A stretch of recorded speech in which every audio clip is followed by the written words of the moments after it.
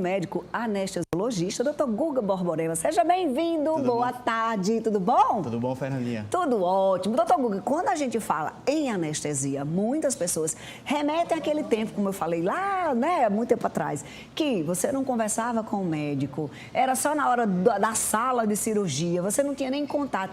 Hoje é muito diferente, né, Dr. Guga? Isso, Fernandinha. Hoje tudo mudou. Desde 2017, o CRM tem uma resolução, a 2174, que estabelece a recomendação, sendo quase que obrigação, da consulta pré-anestésica para cirurgias eletivas. Então, quando eu falo cirurgia eletiva, eu quero dizer que é uma cirurgia que tem hora, data e dia marcado. Então, se você vai fazer qualquer tipo de cirurgia, a gente faz a consulta pré-anestésica, onde eu vou procurar saber todas as suas comorbidades, se você tem alguma doença tipo diabetes, hipertensão, asma, se você faz uso de alguma medicação, se você tem alergia a alguma medicação, se já se submeteu a anestesia em outro momento e teve alguma intercorrência ou algum sintoma indesejado, até como náuseas e vômitos, isso é considerado tudo como parte do planejamento pré-anestésico para a gente poder submeter esse paciente a uma anestesia de maneira segura e eficaz e que o paciente saia de maneira satisfeita. Sem más lembranças, sem né? Má lembrança, muitas vezes, Deus me livre, eu passei tão mal naquela... Não, a ideia agora, né, inclusive desde 2017, é essa orientação para a gente. Agora é o seguinte, o paciente tem que ir, né, para consulta, é importante. O paciente tem que ir, é importante conhecer o seu médico anestesiologista antes do procedimento, até para criar uma relação médico-paciente que muito tempo foi deixada de lado por conta que o anestesista ficava mais nos bastidores da cirurgia. Você geralmente não conhecia o seu anestesista, só conhecia o cirurgião, chegava lá no dia da cirurgia, o anestesista já está de máscara, já está com de touca, não sabe nem quem é, terminou, não sabe nem quem é. Mas hoje em dia a gente está buscando esse protagonismo de realmente mostrar para o paciente que a gente se importa muito com a segurança dele e que todos os detalhes estão sendo levados em conta durante aquele procedimento. Para o bem-estar. A gente separou uma imagem para você de casa entender, fazer um resumão aqui sobre as técnicas anestésicas, doutor Guga. Vamos ver ali, vamos começar pela... Vai começar logo pela geral? Bora, começar pela geral, que muita gente morre de medo. Isso. Toda anestesia tem seu risco e complicações relacionadas a determinada técnica, que dependendo do serviço que você esteja fazendo, do médico que esteja lhe acompanhando, essas complicações vão reduzindo de maneira substancial. Fernandinha, a anestesia é comparada à aviação. Então, por que a aviação? Porque tudo na aviação tem várias checagens, tem um protocolo de segurança enorme. Você vai ver, até para você embarcar, você tem que mostrar a sua passagem, seu passaporte, quantas vezes até se você conseguir entrar no avião. Então, assim, a anestesia também é dessa maneira. Você entra no hospital, o protocolo de cirurgia segura começa no momento que você dá a entrada no hospital. Se pergunta se você tem alguma comorbidade, se tem alguma alergia. Depois, quando você vai para o bloco cirúrgico, a enfermeira do bloco pergunta. Por último, o anestesiologista pergunta mais uma vez, antes, e já tinha perguntado na sua consulta pré-anestésica. Então, tudo que a gente faz em anestesia, a gente foca na segurança. Então, bora lá tentar desmistificar.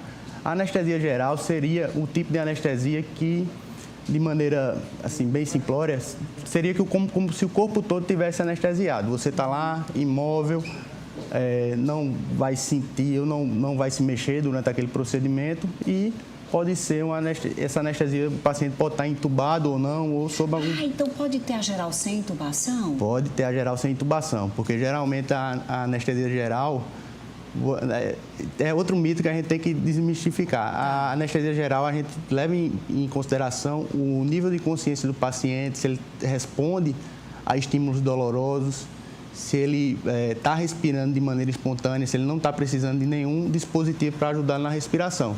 E o tubo endotraqueal, a intubação, é um desses dispositivos, mas a gente tem vários, como a máscara laríngea, como também um dispositivo chamado cânula de Guedel, que a gente coloca na via aérea do paciente, na cavidade oral, e o paciente consegue respirar de maneira espontânea durante a cirurgia. Então, A anestesia geral não precisa ser obrigatoriamente entubado. Já começando esclarecendo o primeiro mito aqui. Tem uma pergunta antes de seguir para as próximas. Deixa eu botar a pergunta na tela antes de eu seguir para o local. É mito ou verdade que pode acontecer se você não acordar mais de uma anestesia geral? É a Edilange, do Juramento do Dedinho. Obrigada, Edilange, pela sua pergunta. É verdade isso, doutor? Tudo bom, Edilange? Excelente sua pergunta. Isso é uma dúvida muito comum, corriqueira no consultório da anestesia. Geralmente, o que acontece? O risco não é pelo tipo de anestesia, se vai ser uma anestesia geral, se vai ser uma anestesia regional, como uma raquianestesia, que geralmente a gente administra nas gestantes, quando vai ter uma criança para cesariana, ou uma peridural. O risco está associado ao quadro clínico do paciente. Então, isso, se eu estou com um paciente que é jovem, que é ígido, que é saudável, ou um paciente que não tem nenhuma comorbidade, isso não me traz tanta preocupação do ponto de vista anestésico. Mas se eu já vou fazer uma anestesia naquele paciente que está internado na UTI durante vários dias, que vai precisar de uma reabordagem cirúrgica, que ele já está um paciente com um maior nível de gravidade, isso sim vai levar aquela anestesia a ser mais complicada ou arriscada, como o pessoal gosta de falar de maneira popular, mas... Ou seja, não é a questão do tipo, né, de sedação ou de anestesia, é o quadro do paciente. É o paciente em si que nos gera mais preocupação e não o tipo da anestesia. Bom, agora para a gente do lado de cá, isso é para vocês que têm um conhecimento do lado de cá, boa tarde. É a Valquíria, do Jardim 13 de Maio. A anestesia atinge nervo ciático? Tem alguma coisa? É outra dúvida também, né? Sobretudo quando é a raque, assim, que você vai ali com a posição. Tem algum problema? Tipo, eu posso ficar com problema de ter alguma sequela por conta da anestesia? Tem uma porcentagem pequena, pode ocorrer por vários fatores. Tanto devido a malformações ósseas do próprio paciente, como devido ao tipo de material que é utilizado. Não posso chegar aqui e dizer que não tem nenhum risco de acontecer. Se for ver uma porcentagem menor que 0,05%, geralmente pode ocorrer, do paciente ou ficar com uma dor na perna, uma parestesia, que a gente chama uma perca de sensibilidade, ou uma dificuldade motora, até uma dificuldade de deambular, de andar no pós-operatório, isso pode acontecer. Como complicações mais graves também podem acontecer do paciente perder realmente a função, mas isso é uma complicação muito rara, é o extremo do extremo do extremo da... Ou seja, atingir nervo ciático, não. Mais difícil, né? É mais difícil, né? O nervo ciático em si, ele já passa por outra região, não passa nessa região que a gente está falando, da coluna, né? Ele já é uma divisão dos nervos que ele se formam ao nível lombar. Então, ele realmente, na anestesia que a gente utiliza, uma raque, uma peridural, você não vai atingir o nervo ciático. Mas, assim, lesões nervosas durante procedimentos cirúrgicos também podem acontecer. Eu não estou querendo, assim, assustar.